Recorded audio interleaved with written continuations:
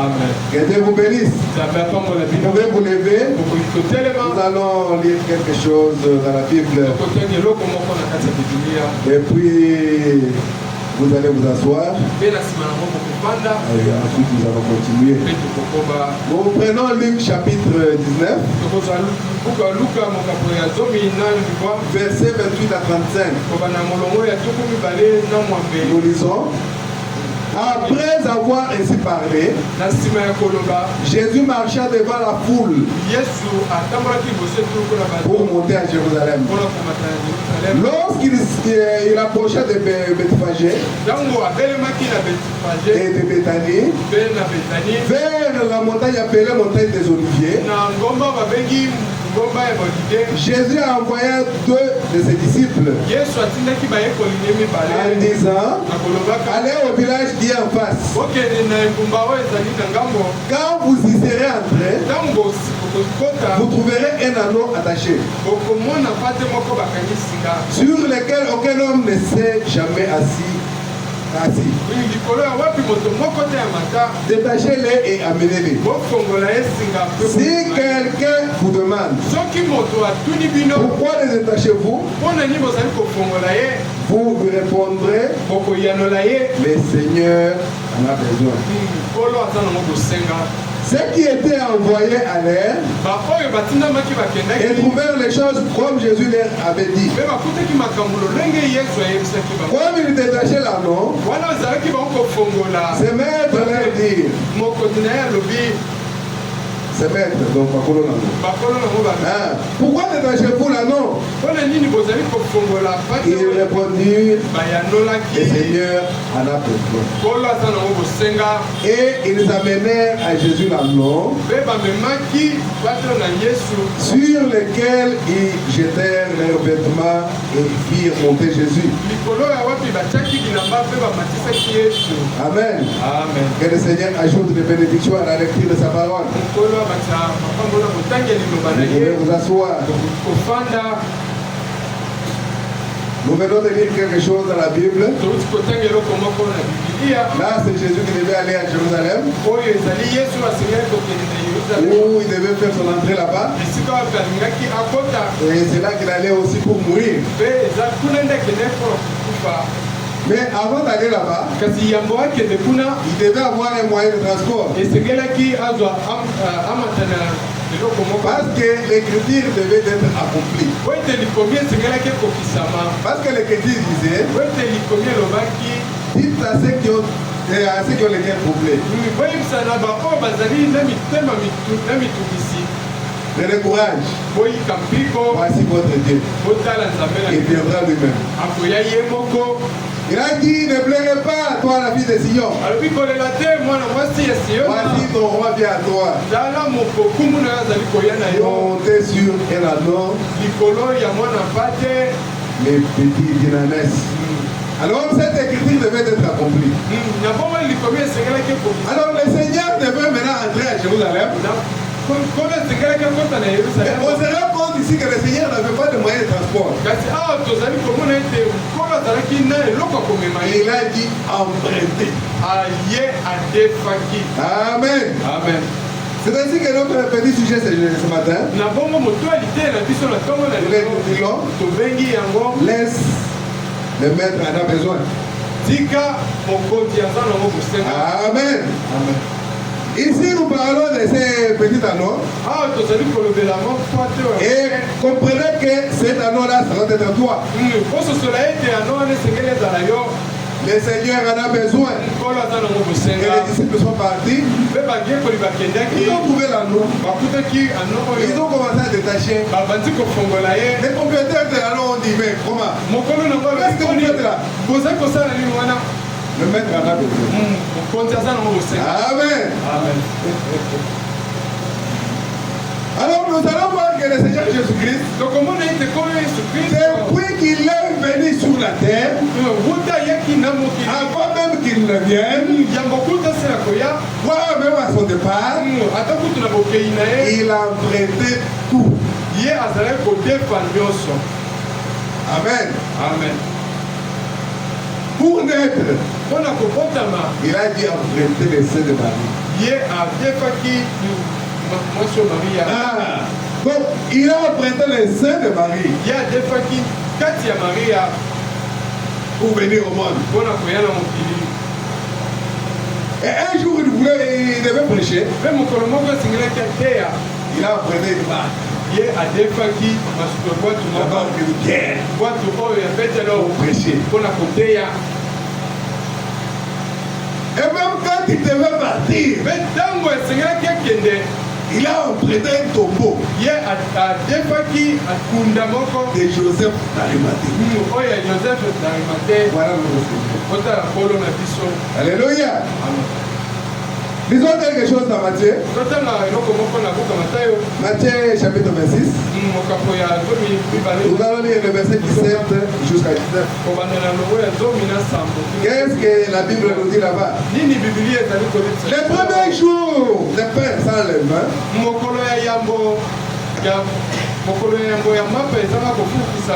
les disciples s'adressèrent à Jésus pour lui dire: où veux-tu que nous te préparions le repas de la Pâque? Il répondit: allez à la ville chez un tel,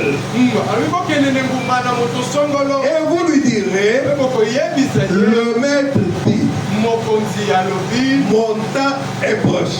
Je ferai chez toi la Pâque avec mes disciples. Amen. Voyez que le Seigneur ne veut même pas d'endroit pour célébrer la Pâque. Lui, le créateur des cieux et de la terre, il a dit emprunter un endroit pour célébrer la Pâque. Verset 19. Les disciples firent ce que Jésus leur avait ordonné et ils préparèrent la Pâque. Donc, c'est-à-dire que le Seigneur a emprunté tout. Et jusqu'aujourd'hui, il a besoin de quelque chose. Et il y en a qui donnaient. Il y en avait aussi qui refusaient de lui donner. Comme aujourd'hui, il y en a d'autres qui vont refuser de donner au Seigneur. C'est que le Seigneur demande. C'est pas que tout le monde donnait. Même si le Seigneur pouvait envoyer, il y en avait qui refusaient. Amen. Voyons ce qu'il y a dans Luc 9. Nous parlons toujours du Seigneur. Il n'a pas de maison. Il n'a pas où faire ceci ou faire cela. Il n'a pas les moyens de transport. Alléluia. Luc chapitre 9, verset 51. Nous voulons tout simplement faire entrer l'idée que le Seigneur empruntait tout. Il est le même hier aujourd'hui. Il n'a pas changé. Est-ce que Dieu est disposé à lui prêter? Alléluia. Verset 51. Lorsque le temps où il devait être enlevé du monde approcha, Jésus prit la résolution de se rendre à Jérusalem. Il envoya devant lui des messagers.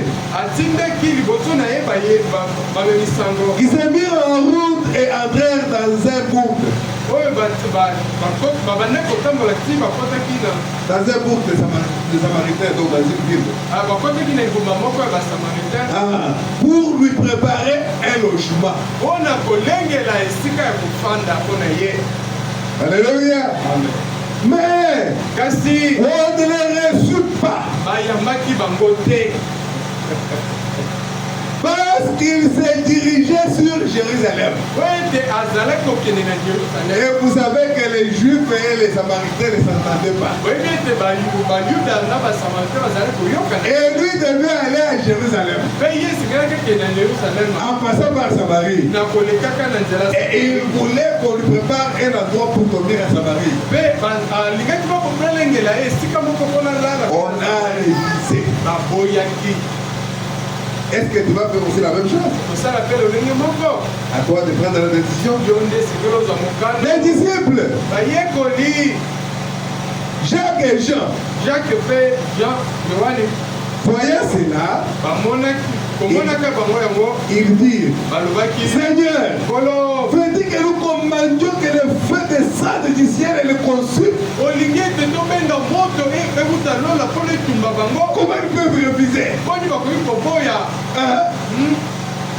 Que nous commandions le feu, que le feu descende du ciel, et cela les consume. Écoutez la réponse de Jésus. Jésus s'est tourné vers eux et les réprimanda, disant, vous ne savez pas de quel esprit vous êtes animés. Alléluia. Apparemment, c'était une bonne idée qu'il donnait. Seigneur, toi le Seigneur, le Créateur du ciel et de la terre, on te refuse un logement. Si seulement qu'on commande le feu. Et le Seigneur a dit, et il les a réprimandés. Vous ne savez pas de quel esprit vous êtes animé. Vous avez le sang d'Abel. Vous réclamez vengeance. Alléluia. Vous révélez les témoignages l'autre fois. Vous avez le sang d'Abel. Parce que le sang d'Abel réclamait vengeance. Caïn, où est ton frère Abel? Parce que son sang est monté jusqu'à moi réclamant vengeance.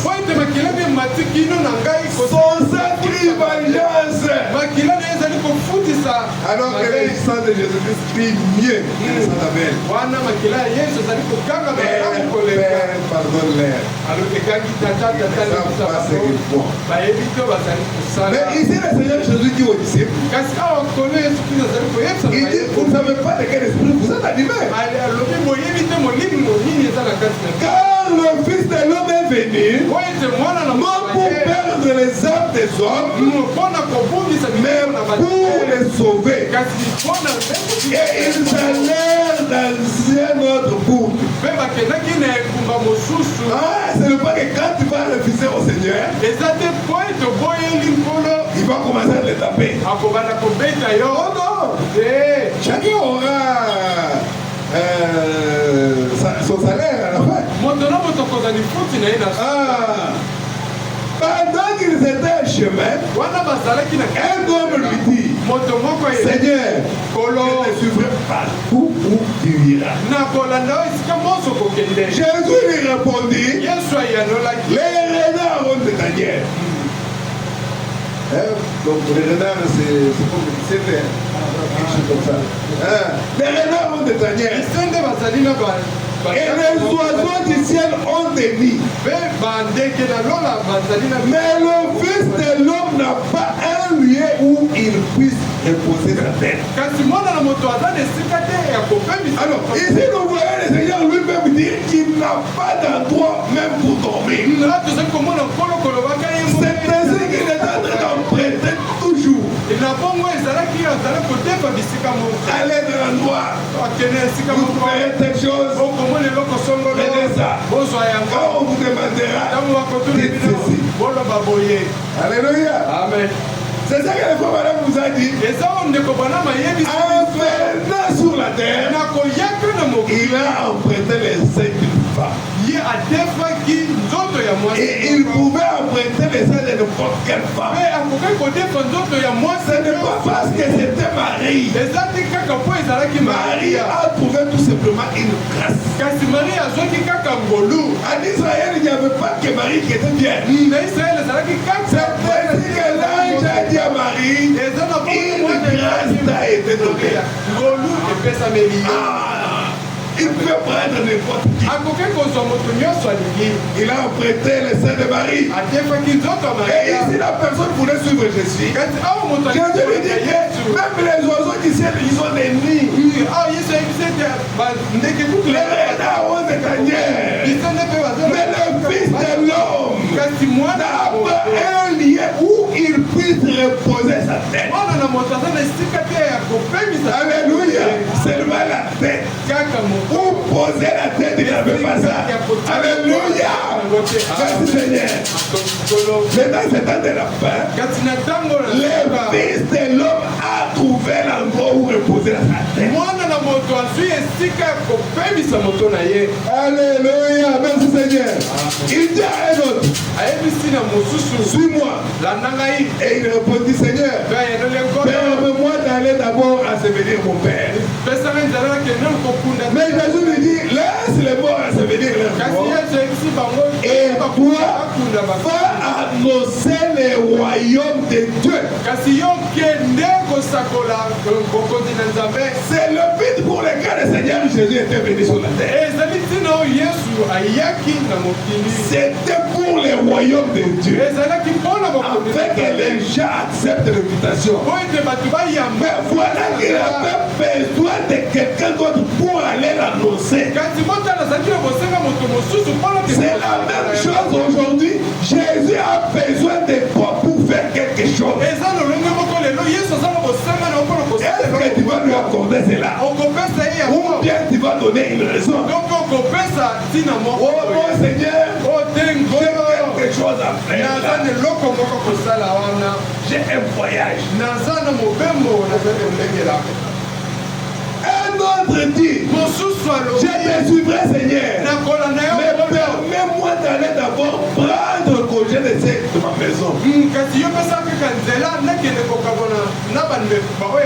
Jésus lui répondit, quiconque met la main à la charrue et regarde en arrière n'est pas propre au royaume de Dieu. Toutes les raisons que nous pouvons donner, c'est très bien. Mais voilà que cela nous éloigne toujours du royaume de Dieu. Alors que le Seigneur a besoin de nous pour son royaume. Il a besoin de toi pour son royaume. Et pose-toi la question, qu'est-ce que je fais pour le royaume de Dieu? Alléluia. Amen. Merci Seigneur. Écoutez ce que le frère Madame nous dit. Le Seigneur Jésus-Christ, c'était lui le créateur de toutes choses. Il pouvait même hausser les épaules et dire que c'était lui. Mais il nous a prêché par l'exemple. Il était humble. Alors que nous chantons chaque jour ici, je vais être comme Jésus. Être comme Jésus. Être comme Jésus. On chante ça. Être comme Jésus, c'est comment? Il était d'abord humble. Mais non un petit quelque chose. On lance les épaules. Oh, c'est moi. Meilleur moi. Alléluia. Nous ne devons pas être comme ça. La prédication montre nous le faire et cela nous suffit. 31 juillet 1960. 31 juillet 1960. Il y a quelques temps, j'étais à Minneapolis. Par 45. Il y a quelques temps, j'étais à Minneapolis, dans le Minnesota. Ah, donc l'air ville là-bas. Et ce matin-là, j'ai reçu une lettre à Serbe, donc très bien. ce soir-là, il y avait eu une tempête de neige. Et je suis retourné dans un vieux petit hôtel pour marcher.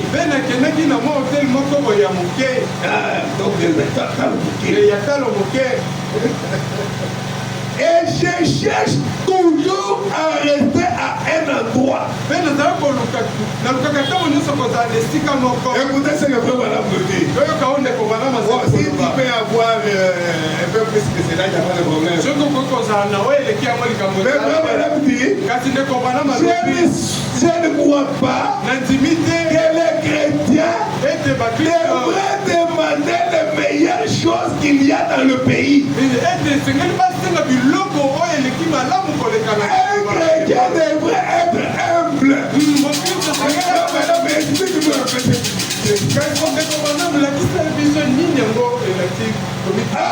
Parce qu'il dit que je suis allé dans un hôtel pour marcher. Il y avait des hôtels 3 étoiles, 4 étoiles, 5 étoiles où ils pouvaient payer. Si tu vas là-bas, c'est pas mauvais. C'est très bien. Oui, un chrétien aussi peut avoir ça.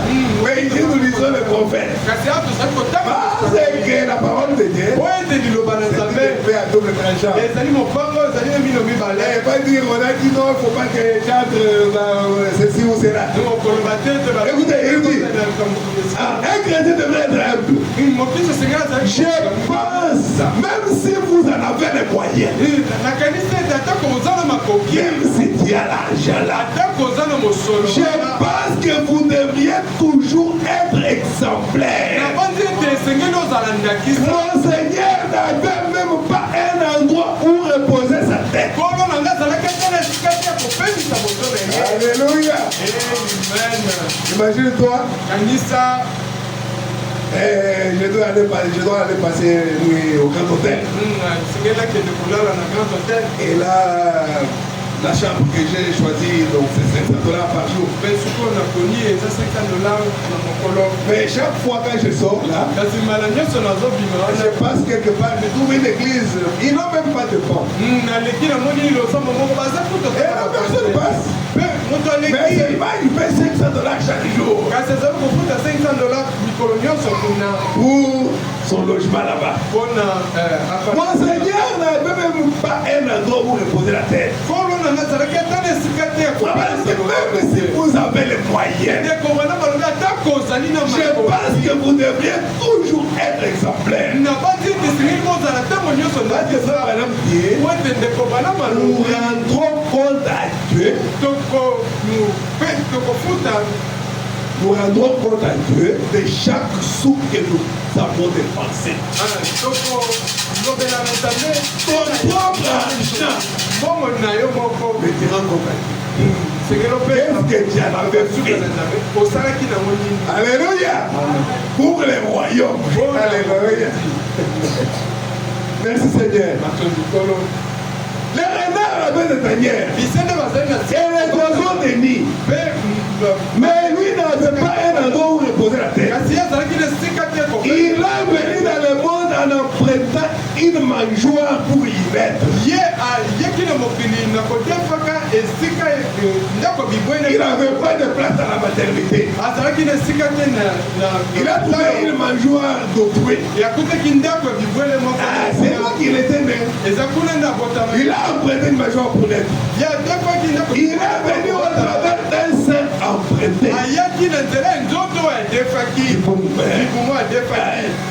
Et il s'en est allé dans un tombeau emprunté. Oh là là! Et c'était les dieux du ciel. Et nous aussi, nous devrions faire montre d'humilité. Amen. Nous devrions aussi faire montre d'humilité. Alléluia. Amen. Lui qui était le gradin du ciel et de la terre, il a prêté ici, il a prêté là-bas, il a envoyé pour la demander là-bas. c'était comme ça avec le Seigneur. Et aujourd'hui, il lance toujours cette même invitation. Nous verrons qu'il n'a pas d'autre pied que tes pieds. Il n'a pas d'autre bouche que ta bouche. Le Fils de l'homme est venu pour sauver. Mais maintenant, il n'a pas de bouche. Il va emprunter ta bouche pour parler à quelqu'un d'autre de la parole. Est-ce que tu peux lui donner ça? Ou bien tu as tout le temps seulement pour les affaires. Même dans les affaires des amis là. Est-ce que Jésus leur a déjà parlé au travers de ta bouche? Il n'y aura pas d'autre pied que tes pieds. Si lui-même était là, peut-être qu'il pouvait marcher et arriver juste chez cet homme-là ou cette femme-là. Il y a le pied. Et il a besoin de ça. Le maître en a besoin. Amen. Quelle est la réponse numéro 3? Paragraphe 10. Jusqu'à 111. Non, juste au milieu, la il était Jéhovah, et cependant il était homme. La terre lui appartenait. Et c'est lui qui l'avait créé. Mais il n'avait aucun endroit où reposer sa tête. Il disait toujours les oiseaux que j'ai créés ont des nids. Et moi, je n'ai aucun endroit où reposer ma tête.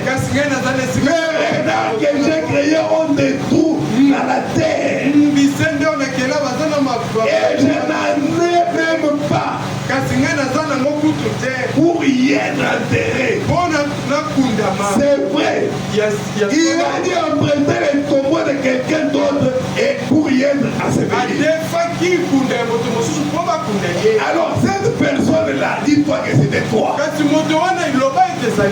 Parce que Joseph d'Arimathée lui avait un tombeau. Mais toi, il y a quelque chose que Joseph d'Arimathée n'a pas. Le Seigneur a besoin que tu puisses utiliser cela pour sa propre gloire. Il veut que nous puissions faire quelque chose pour le royaume. Alléluia. Lui qui créait le sein qui est dans la femme. Il avait aucun sein dans lequel naître. Il dit après un. Il créait la terre. Mais il n'avait aucun endroit pour être enseveli. Il dit emprunter la terre pour y être enseveli à Joseph d'Arimathée. C'est ce que le Seigneur avait fait. Marie avait donné son sang. Joseph d'Arimathée avait donné son tombeau. Cet autre-là avait donné son anneau. Qu'est-ce que toi tu donnes au Seigneur? Est-ce que tu t'es déjà posé la question? Restez quelque part, méditez seul. Qu'est-ce que moi j'ai déjà fait pour le Seigneur? Est-ce que je m'arrêterai seulement à cela même si je l'ai déjà fait? Mais le Seigneur en a besoin. Merci Seigneur. Alléluia. Amen. Le Seigneur a besoin de cela. Vous savez que le Seigneur était sur la terre. Ce n'est pas tout le monde qui l'avait aimé. Les autres l'ont traité même de démons. On l'a appelé Belzéboul. Mais c'était le Seigneur des Seigneurs. Alléluia. Parfois nous nous faisons des illusions. Si moi j'étais là, à l'époque où Pilate a demandé, voulez-vous Jésus ou bien Barabbas? J'allais crier Jésus, Jésus, Jésus. Détrompe-toi. Ce que tu fais de la parole aujourd'hui, c'est ce que tu allais faire là-bas. C'est la même chose. Alléluia. Parfois on se dit, oh si moi j'étais là, je pouvais me battre pour Jésus. Même si on pouvait me mettre dans la prison. Mais pour Jésus, ça ne me bat. Oh. Mais il est la parole. La parole, où est-elle? Mais Jéhovah qui est devenu homme sur la terre, il était comme un fugitif, comme quelqu'un qui était de passage là, donc pour le pourchasser. Alors que c'était lui le créateur du ciel et de la terre. Et il est la parole aujourd'hui. Qu'est-ce que tu en fais? Le Seigneur a besoin de toi pour que tu puisses faire quelque chose pour l'avancement du royaume. Alléluia. Amen. Il était comme un fugitif, un pèlerin sur la terre qu'il avait créée, rejeté et repoussé, tourné en dérision et méprisé. Il était une pierre d'achoppement de ses croyants, un rocher de scandale. Mais pour les élus, comme Pierre, il a dit à qui donner nous savons que c'est toi seul qui as le parole de la vérité. Mais pour les autres, il était un rocher de scandale. Mais il était ainsi éternel pour les moyens. Merci Seigneur. Amen. Qu'est-ce que toi tu peux lui offrir? C'est ça la question.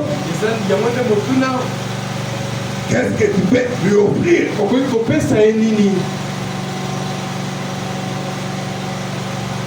Tout le monde est rejeté.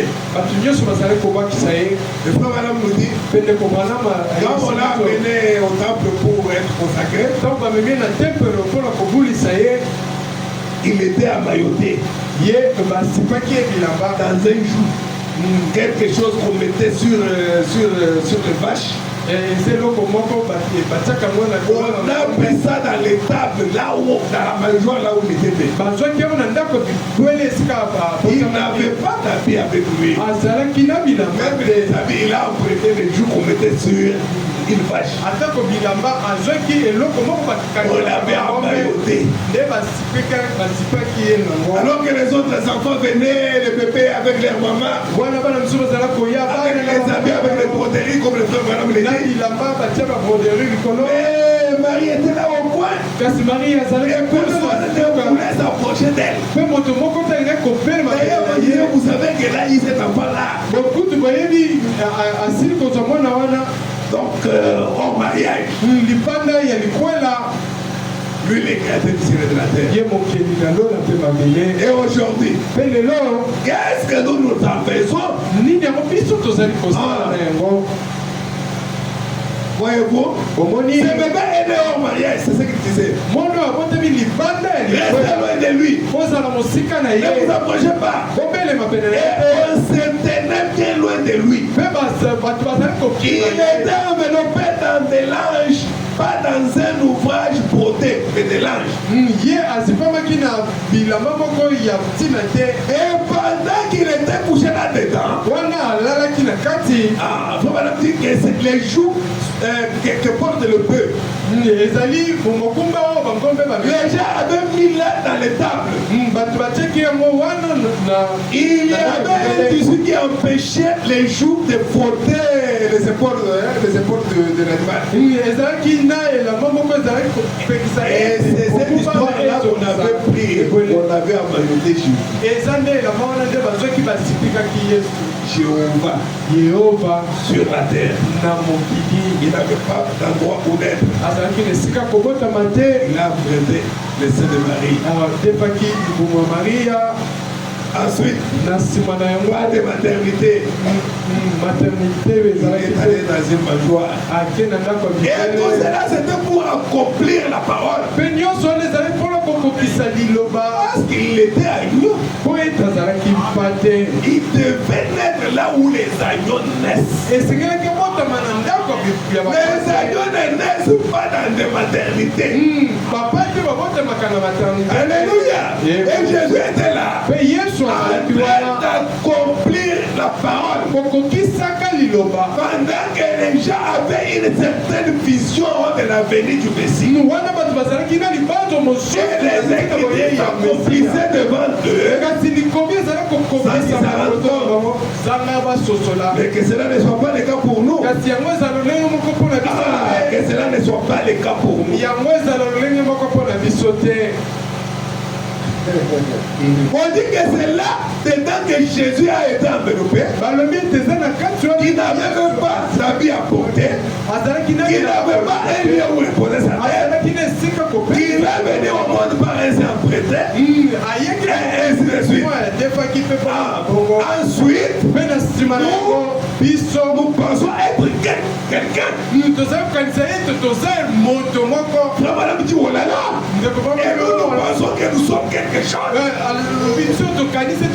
Donc c'est que nous devons avoir honte. C'est lui le créateur de la jeunesse. Il peut s'abaisser jusqu'à ce niveau-là. À combien plus forte raison les hommes qu'il a créés à son image. Le Dieu du ciel qui a été capable de créer du pain et du poisson, qui a changé de nom enfin, qui a amené les cieux et la terre, il a pris la place d'un homme humble, les plus pauvres de tous.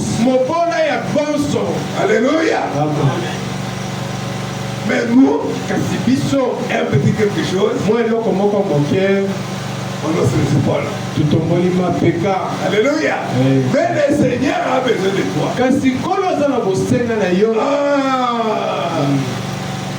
Le Seigneur a besoin de toi. Vous savez quand il était monté sur l'anneau, on lui jetait des fleurs. Et ces fleurs-là tombaient sur Jésus. Et les fleurs tombaient sur l'anneau. On a étalé les habits, les bagues, et l'anneau passait et il montait quand même sur ses bagues. De Jésus. Alléluia. Mais s'il faut faire quelque chose pour la gloire de Dieu, il faut le faire. S'il faut faire quelque chose pour la gloire de Dieu, il faut le faire.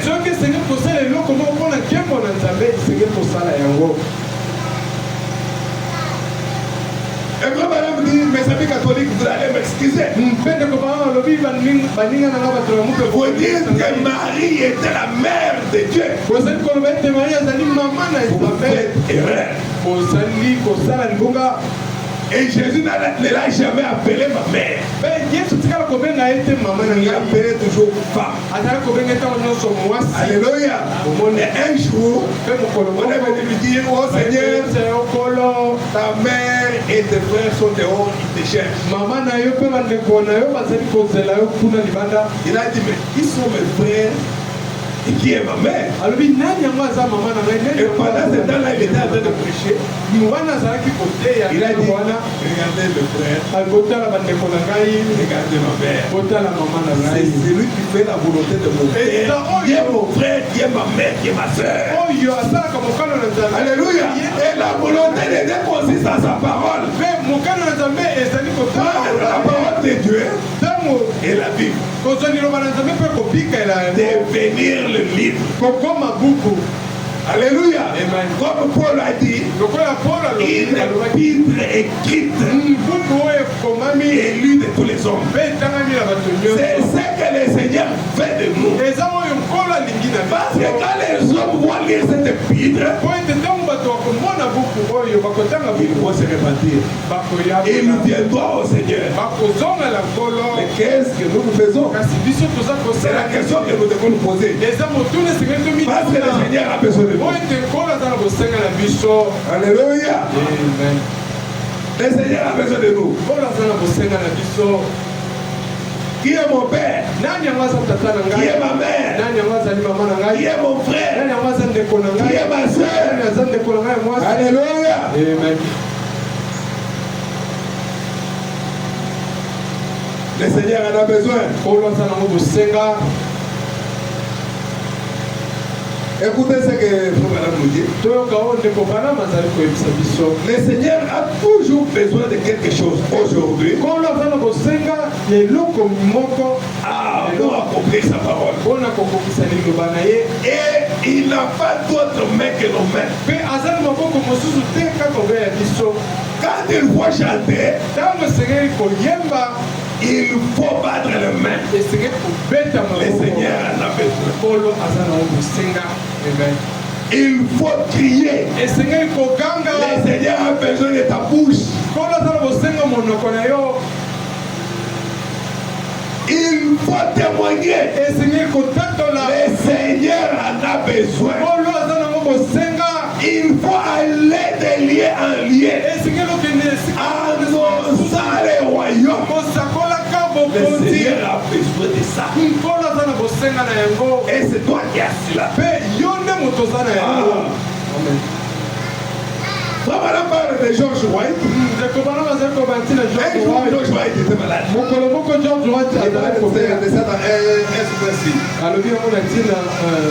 va pas traîner. On va terminer avant 12 jours plus tard. Un super signe au parent 137. Quand madame parle de George White, et puis un jour il était malade. Alors ici, George White qui est assis là, maintenant même, pendant qu'il était étendu là, après que 4 médecins l'avaient abandonné, c'est cet Emmanuel là qui, alors qu'il avait dit emprunter un sein,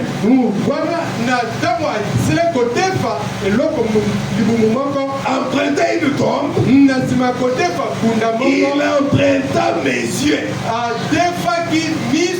et dit, va dire à Georges, et dit le Seigneur, il creusera la tombe de ces prédicateurs et autres qui se moquent de lui.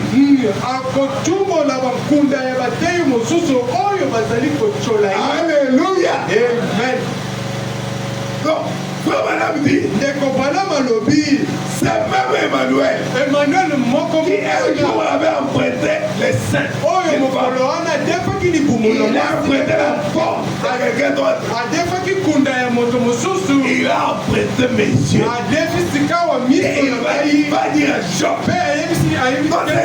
Dieu a toujours besoin de l'argent. Alléluia. Amen. Il creusera la tombe de ses prédicateurs et autres qui se moquent de lui. C'était le même qui emprunta les facultés mentales, les sens du corps. Afin de se présenter au monde aujourd'hui à travers vous. Donc Dieu fait se manifester au monde à travers nous. En utilisant nos facultés mentales, nos sens du corps. Le sens du corps, nous avons les toucher, les buter, l'odorat, oui. Et aussi la vie. Donc ce sont les sens du corps. Dieu a utilisé tout cela pour qu'il se manifeste au monde. Aujourd'hui, à travers vous, pendant que les lumières du soir brillent,